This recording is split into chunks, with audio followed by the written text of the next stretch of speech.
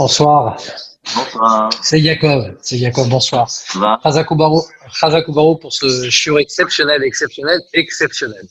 Parce qu'en fin de compte, vous nous avez appris beaucoup de choses ce soir, en fin de compte, sur le détail de la mezouza, des choses qu'on se pose plus comme question, mais en fin de compte, où on ne sait jamais les réponses, de type pourquoi les 30 jours quand on est en galoute, et ainsi de suite. Donc c'est des choses, ou pourquoi on la met entre les deux, entre le haut et le bas, on la met au milieu. Donc voilà, vous avez vraiment fait un Vartora exceptionnel. Merci beaucoup.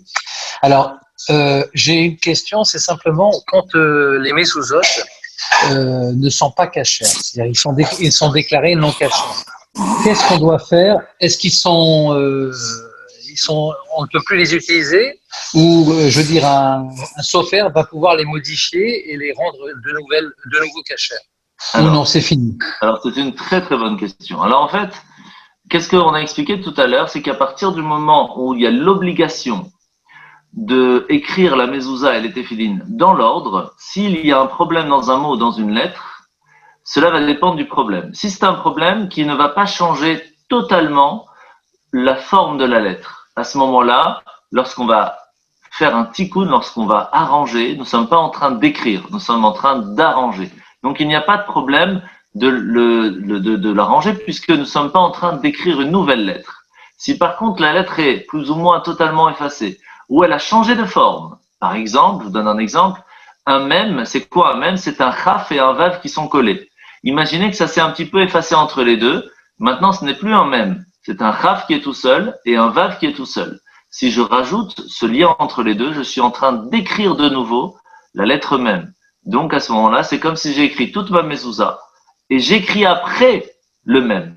Et là, c'est déjà plus dans l'ordre. Donc la mezouza n'est plus du tout utilisable et on est obligé de l'enterrer. Donc ça va dépendre du problème, d'où l'importance du sofer d'étudier ces différentes lois. C'est clair. Merci, c'est clair. Merci beaucoup. Avec plaisir. Oui, je voudrais que vous nous expliquiez un peu le pouvoir de la mezouza, parce que bon, voilà, on a tous des mezouzotes, on les embrasse, etc. On a l'impression d'être protégé, mais bon, c'est un peu par habitude qu'on fait. Mais on ne connaît pas cette phrase de Kabbale que vous avez dit. Bon, voilà, il y a beaucoup de conditions pour que ça soit cachère. Donc, si on la vérifie, que la personne nous dit qu'elle est cachère, est-ce qu'on peut lui faire confiance? Voilà. Est-ce que vous pouvez nous expliquer un peu ce pouvoir-là de qu'est-ce qu'elle possède, cette mezouza? Vous m'en demandez beaucoup. Alors, je vais vous expliquer déjà très rapidement une chose. Lorsqu'on demande un certain niveau de crainte du ciel à une personne qui va écrire une mezouza, c'est déjà un assez haut niveau. Pour une personne qui va être shochet, donc qui va s'occuper d'enlever la vie d'un animal pour que la personne puisse manger cachère, c'est un deuxième niveau. Celui qui va vérifier les téphilines et les mezuzot, c'est encore un plus haut niveau. Parce qu'il y a une certaine responsabilité derrière de ce pouvoir qui va permettre de protéger la personne et la famille. Donc c'est très très important. Pourquoi? Parce qu'on sait qu'il y a certaines mitzvot. En fait, vous savez nous avons 248 membres et 365 nerfs.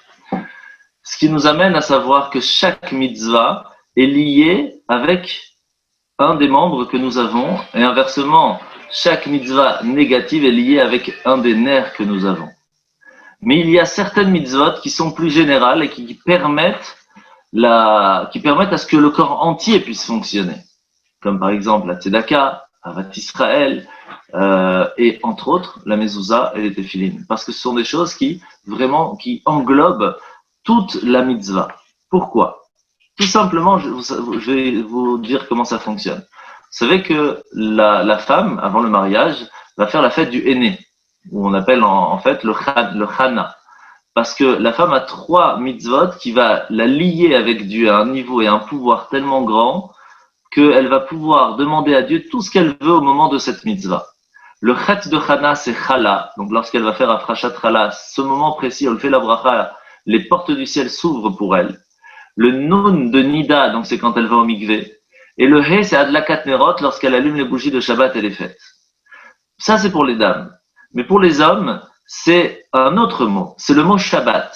Le shin de Shabbat. Lorsqu'on fait Shabbat, on peut tout changer, son destin. Lorsqu'il y a le bet de Brit, la Brit Mila, donc faire attention à ses relations.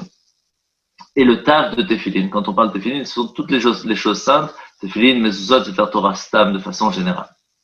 Et c'est pour cela que lorsqu'on fait attention, et pour cela aussi que le rabbi faisait toujours attention de nous dire lorsqu'il y a un problème quelque part, vérifiez vos mezuzot, vérifiez vos tefillin, parce qu'elles ont le pouvoir de vous protéger, de vous guider, de vous amener là où vous devez aller de la meilleure façon.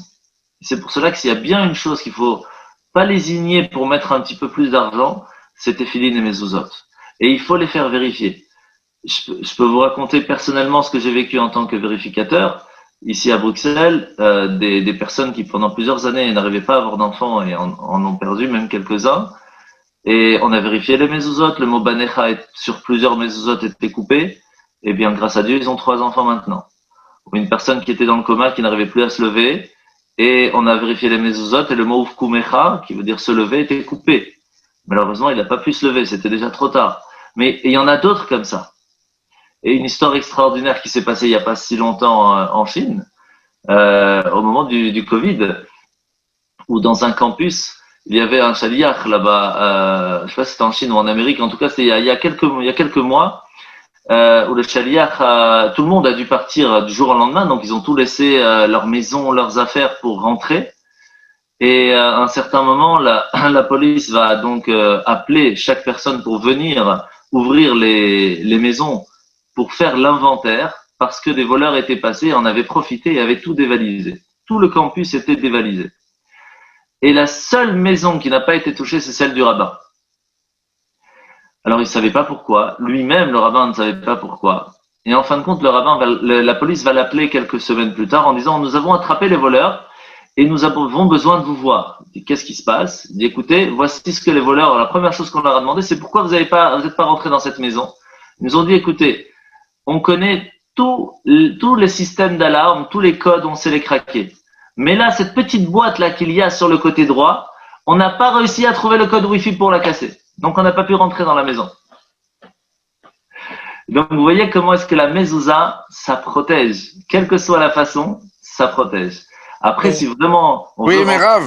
Oui.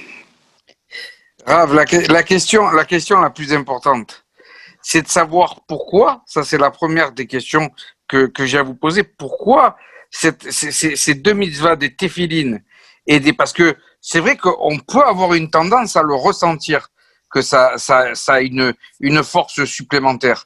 Quand on met les téphilines et quand on a les mezuzot, on s'aperçoit que la vie n'est pas la même chose et qu'il y a une facilitation parfois grâce à ça. Mais pourquoi ?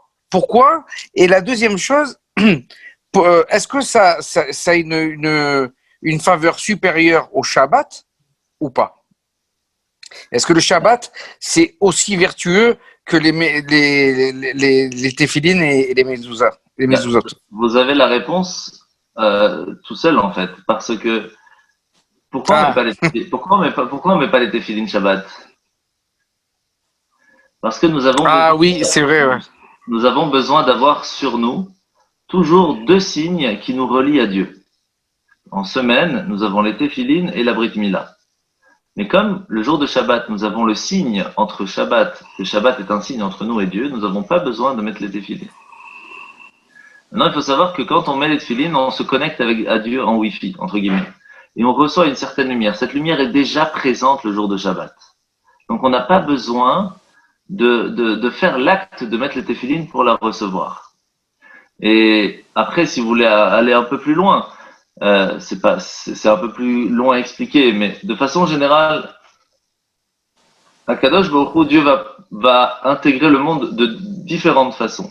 Et vous savez que quand on apprend la sophroute, il y a des noms de Dieu dans la Kabbale qui vont faire différentes forces, comment Dieu va agir avec nous dans le monde, etc. Ne serait-ce que lorsqu'on a fait à Kippour les 13 attributs de miséricorde, Hashem, Kel, Rachum, Bechanon, Erech, Apayim, Verav, Chesed, etc. C'est les façons comment Dieu va agir dans le monde. Dans la mezouza, Dieu agit dans le monde avec le nom de Shakai, Shin, Dalet et Yud, et c'est tout simplement Shomer, Daltot, Israël, c'est qui nous protège. Alors pourquoi? Rappelez-vous qu'à la fin de Kippour, on a dit Hashem hu Elokim, Hashem hu Elokim, 7 fois. Pourquoi? Parce qu'on doit se rappeler après Kippour que le but, c'est de pouvoir réussir à prendre notre vie de tous les jours et de l'intégrer avec de la spiritualité. Lorsqu'on se rappelle de ça, on doit avoir un signe qui va nous rappeler ça chaque seconde. Le matin, on met les téphilines. Quand on sort de la maison, on a la mezouza à l'extérieur qui nous dit « Tu sors de chez toi, n'oublie pas que Dieu est aussi dehors. Il n'est pas que chez toi à la maison. » Et ça, c'est le signe qui nous rappelle que tout ce qu'on a fait à Kippour doit continuer dans l'année. C'est pour cela que c'est très important. Parce que ça nous rappelle que Dieu est toujours avec nous à chaque instant. D'où l'importance que cette partie-là, elle doit être cachée à 100%. Oui, mais on sent cette force supplémentaire des téphilines et de la mezouza. Ah, voilà, donc tout va bien. Mais pourtant, c'était pas sur le mont Sinaï. C'était pas encore On mettait les téphilines. Ah, mais bien sûr, même avant déjà c'est marqué que Yaakov. Je sais qu'Avram les a mis. Il a été le premier à mettre les téphilines. Yaakov, c'est marqué clairement. Mais on sait qu'on a reçu des mitzvot déjà au moment de la sortie d'Égypte. Entre autres, il y avait des téphilines. Regardez dans le Midrash, vous allez voir, il y a différentes preuves. Et les mezuzot aussi. Mezuzot, c'est marqué, mais ils n'avaient pas de maison, donc ils avaient des tentes. C'était provisoire, donc il n'y avait pas besoin de mettre des mezuzot. Okay. Avec la sortie d'Égypte, mettre le sang sur les linteaux et tout ça, c'est la force de la mezouza d'avant. C'est de là qu'on continue à le mettre sur le cadre de la porte, tout à fait. C'est la base de la mezouza. La grande base, c'est la protection qu'il y a eu à ce moment-là. Tout à fait. Mais on fait quand même d'autres choses. On fait, justement, quand on fait on tue des bêtes de manière cachère. Oui. Pourquoi ça n'a pas ça a une valeur qui est, ça semble avoir une valeur qui est inférieure au tefilin et au mezuzot. Pourquoi? C'est pas la valeur qui est inférieure, c'est la responsabilité que le sofer doit avoir est plus grande. Parce que lorsqu'on fait attention au corps d'une personne qui va manger cachère, c'est une chose. Lorsqu'on fait attention à toute sa personne, à sa santé, à sa famille, tout est lié. Le destin d'une personne est lié à cette filine et les autres. Donc la responsabilité qu'on a sur la tête est beaucoup plus grande. Ok. Bonsoir, j'ai une question. Je suis arrivé un peu en retard au cours, donc je ne sais pas si c'est. Pas de souci, je vous écoute. Comme on sait, le troisième de l'équipe. C'est ça. Bonsoir Richard. Bonsoir. On dit que dans Verachot, on nous dit que Hachem met des tefilines, et dans cette filine, il y a aussi des passages. Qu'est-ce qu'il y a dans les tefilines de Abraham, Yitzhak, Yaakov?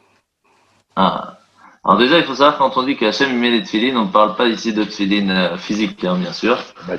On parle ici de la lumière divine qui est amenée par les tefilines que Hachem met sur lui pour nous les transmettre. D'accord? J'essaie de résumer. Pas vraiment ça, mais c'est plus ou moins. Le texte nous dit qu'il y a le passage comme dans la Mida de Mincha de Shabbat, qu'on est un peuple unique sur la terre, qu'il est venu nous chercher, etc. C'est ce que dit Varachot. Mais qu'est-ce qu'il y aurait symboliquement dans les tefilines des Havot? Franchement, c'est une bonne question. Je ne sais pas. C'est très difficile à dire. Après, il faut savoir encore une chose, c'est que la façon comment ils vivaient la Torah, comme nous on la vit aujourd'hui, n'est pas exactement la même. Parce que déjà, Adam Arishon a demandé à Caïn et Hevel de faire le sacrifice de Pessah, sauf qu'on n'était pas sorti d'Égypte. Donc, voilà. Après, ils mettaient les tefilines. Mais les tefilines, c'est marqué, on met les tefilines pour se rappeler aussi de la sortie d'Égypte. Voilà. C'est-à-dire, il y a beaucoup de... Il faut savoir encore une chose, c'est que la Torah et toutes les mitzvot sont faites pour plusieurs choses. Premièrement, pour nous rappeler. Deuxièmement, pour nous aider, pour nous guider. Et troisièmement, pour amener une certaine lumière spirituelle dans le monde qui permettra la continuité du monde. C'est pour cela qu'il y a des choses que nous, on va faire pour ça, d'autres pour 2 niveaux, d'autres pour 3 niveaux. Mais les Havot, il y a certaines choses qu'ils n'avaient pas besoin de faire. Et pourtant, ils le faisaient par rapport à ce niveau spirituel. Alors que nous, on le fait de différentes façons. C'est pour cela que Yaakov, par exemple, après avoir fini de mettre les tefilines, il pouvait mettre à la poubelle, il n'y avait aucun souci. Parce que le lien qu'il y avait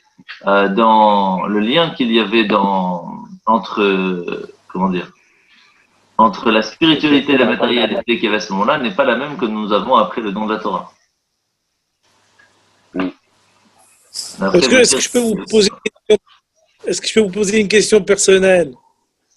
Pourquoi vous avez être Sofer? Pourquoi vous avez choisi d'être... Pourquoi avez-vous voulu être Sofer? Parce que je pense que c'est une responsabilité énorme. Tout à fait. Pourquoi? Alors, je sais pourquoi j'ai voulu être chochet, parce que mon grand-père m'a demandé. Sofer. Mais Sofer, c'est difficile. J'étais à la yeshiva, j'ai toujours voulu écrire, j'aimais bien d'une certaine façon la calligraphie, mais après, voilà, c'est l'amour des lettres, l'amour de la sainteté qui s'y trouve. Et puis après, on allait plus loin quand on apprend vraiment chaque lettre, la signification, la grandeur de la sainteté de chaque nom de Dieu, de pourquoi il est écrit de cette façon, pourquoi il y a un petit truc en plus, en moins, quelle force divine on fait passer à il y a des choses magnifiques. En fait, c'est comme tous ceux qui ont choisi un métier qu'ils aiment, quoi. Ben, des fois, c'est le métier qui vous choisit aussi. C'est ça, je vais vous dire. Moi, je voulais pas tellement apprendre chochet, par exemple. Enlever la vie d'un animal, c'est une responsabilité aussi qui est extrêmement grande et qui nous permet d'enlever la vie. C'est-à-dire, c'est des questions qui sont pas évidentes. Et quand j'ai posé toutes ces questions-là à mon professeur, à mon Rav, il m'a dit, c'est parce que tu te poses toutes ces questions que tu peux te permettre d'être chochet. Je suis d'accord. Donc voilà. Je l'utilise pas beaucoup, hein, c'est juste pour les caparottes, parce qu'en shlichut, on en a besoin. Mais vous êtes Rav aussi. Vous êtes Rav quand même. Rav aussi. Ah, d'accord. Bon, Rav, voilà, on a fait le diplôme, on a étudié. Ça veut dire. Ça fait beaucoup de travail, ça fait quand même beaucoup de travail, tout ça. Ben, on rachète. On n'est pas là pour chômer, hein, on est là pour aider la communauté. Ben, on rachète. En quoi c'est fondamental cette différence entre Rashi et Rabbeinu Tam pour l'ordre des passages qui sont écrits dans les Tfilin? Ah, alors je vais vous répondre ni trop simple ni trop compliqué, mais ça va plus loin encore. Hein. Parce que après, quand on passe au numéro 3 et 4, c'est encore plus fort. Mais donc je vais essayer de vous répondre au plus simple. Quand on prend dans l'ordre, d'accord, dans l'ordre, on va dire chronologique, puisqu'en fin de compte, c'est comme ça qu'il est marqué dans la Torah, comme Rashi, donc 1, 2, 3, 4. À un certain moment, on doit se poser la question, comment est-ce qu'on doit agir dans notre vie au jour le jour? Si on prend la première base, c'est Shema Israël. Donc c'est Ve'afta et Hashem Elokecha. Ce qui veut dire, je dois aimer Dieu, je dois vraiment agir pour Dieu, je vais mettre mes tefilines, je vais faire les choses bien, etc. Par contre, quand on regarde la deuxième partie du Shema Israël, c'est Ve'aya im shamoa tishmeu. Là, c'est plutôt l'inverse. Ça veut dire attention, si t'as pas écouté, treha, direct. Il y a pas à discuter. Et donc, par quoi on commence? D'abord en agissant, en essayant d'aimer, ou plutôt par la crainte. D'abord, je dois vraiment comprendre la crainte divine pour pouvoir après avancer et réussir à faire les choses avec amour. Par quoi on commence? Rachid nous dit, dans la vie de tous les jours, il faut commencer avec Ve'afta et Hashem Elokecha. Travaille sur toi-même, travaille sur ton penchant, essaye de travailler pour lui faire aimer la Torah. Va mettre tes tefilines, mets-les de temps en temps, avance, fais des bonnes actions. Ça va t'amener, à un certain moment, automatiquement, à réussir à ne pas tomber dans la faute. Rabbeinu Tam, il nous dit, c'est vrai, mais en fin de compte, quand on va mettre quelque chose de propre dans une cruche qui est sale, bah, ça va la salir aussi.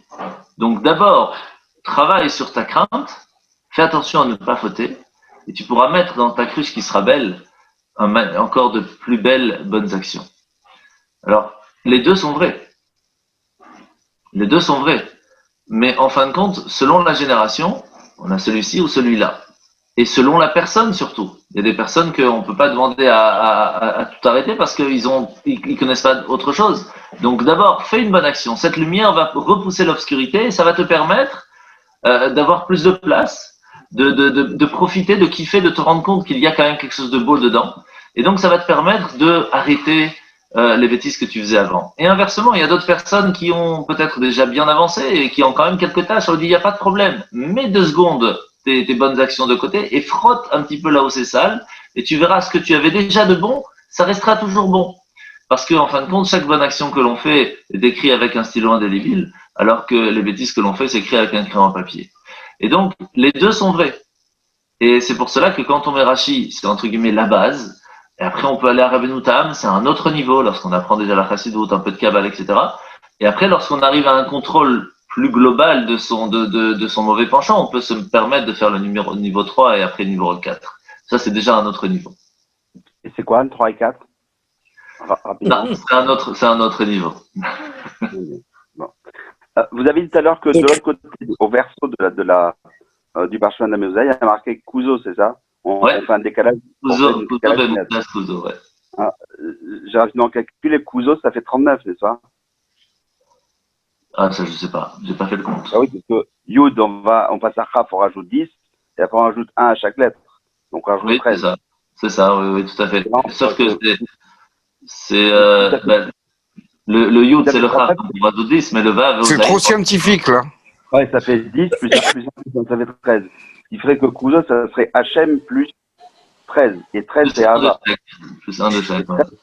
Tu te calmes, Michael, tu te calmes. Tout à fait, c'est joli. Oui. C'est Ava, Hachem. Bravo. Il prépare. C'est l'amour d'Hachem. 39. C'est magnifique, c'est magnifique. On a appris quelque chose ce soir. Kalakamad. Todaraba. Bravo, hein. Bravo. Khazak.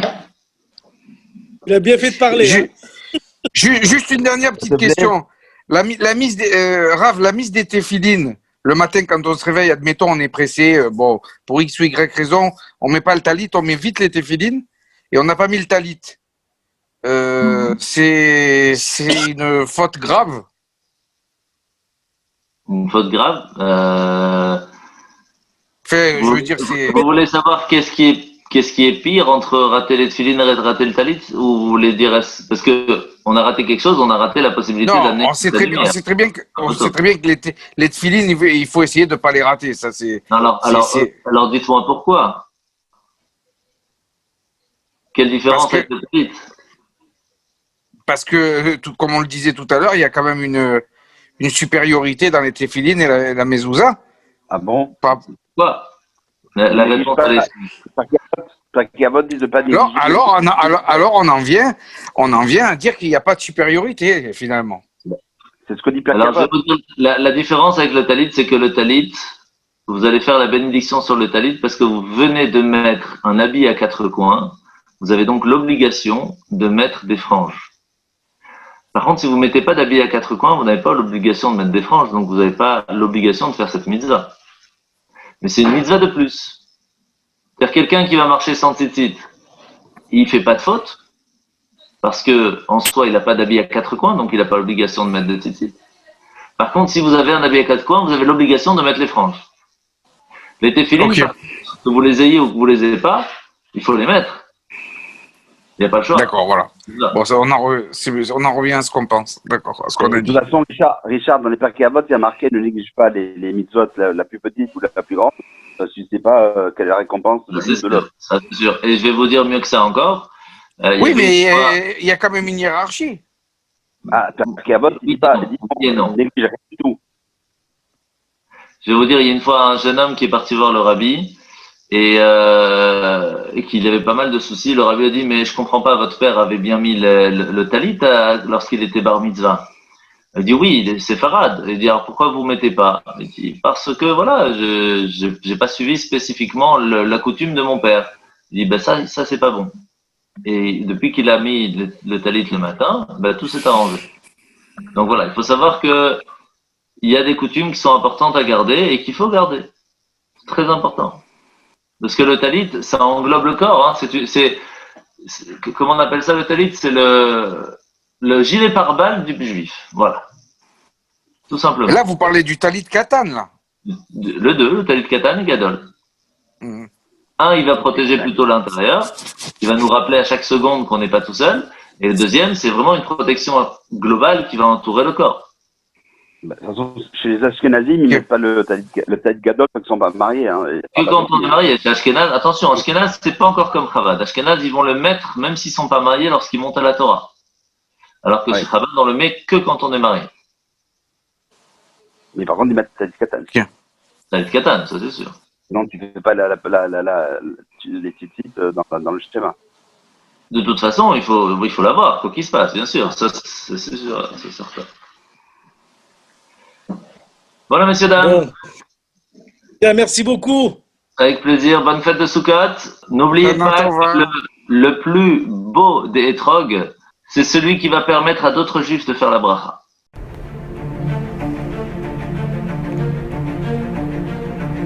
Et si connaître toute la Torah était possible, plongez-vous dans les joyaux de la Torah.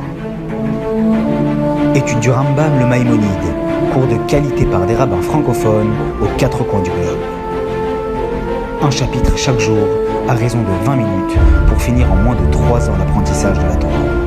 Relevez le challenge, tous les soirs en direct à 20h30 ou 21h30 heure israélienne. Nos cours sont accessibles à tout moment, YouTube, Facebook et sur notre site torah24.com.